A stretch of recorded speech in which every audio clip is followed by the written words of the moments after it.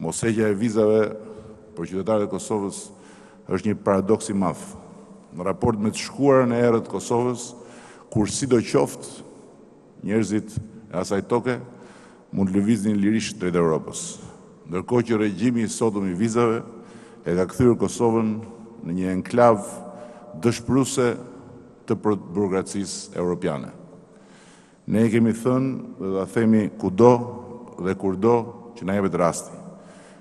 Regjimi i vizave sot në Kosovë është një padrejtësi cinike ndaj Kosovës dhe kjo padrejtësi duhet marrë fund një orë më parë, sepse nuk cënon vetëm dinjitetin e popullit Kosovës, por cënon dhe dinjitetin e vetë Europës.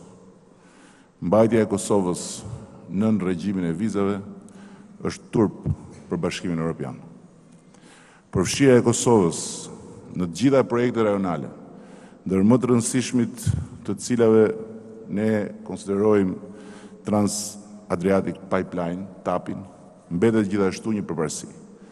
Ky takim, sikur dhe i pari cili organizuan në Prizren, dëshmon se dy qeverit tona po realizojnë ëndrrën e kahmotshme të kombit ton për bashkëpunim të papenguar dhe për marrëdhënie speciale dhe vëllazërore ndërmjet nesh. Me drejt mund të themi se ky bashkëpunim i Kosovës dhe Shqipërisë, i konfirmuar dhe formalisht në takimin e Prizrenit, me aktin e firmosjes deklaratës përbashkët për bashkëpunim dhe partneritet strategjik nga kryeministrat e dy vendeve, është bërë një model i bashkëpunimit rajonal.